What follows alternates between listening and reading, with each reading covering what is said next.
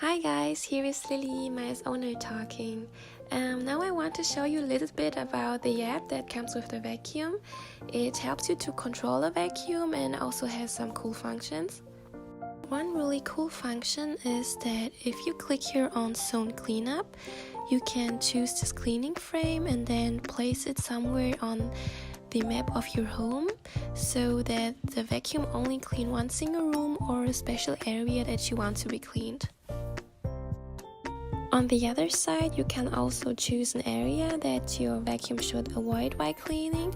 For this, you click on Edit Map and then you choose, for example, no-go zone, and you can draw a frame and place it somewhere on the map. Or you can also use the barrier tape to draw a line.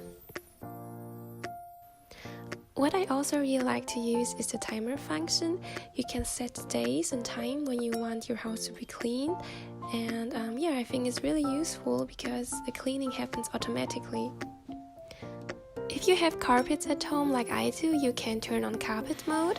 Then the vacuum can automatically identify your carpet and switch to a higher suction power for cleaning, and once it has left the carpet, it will return to its old power. So all in all, I'm very happy with the Roborock S5. I tested it for 1 week before I filmed this video and it works so good.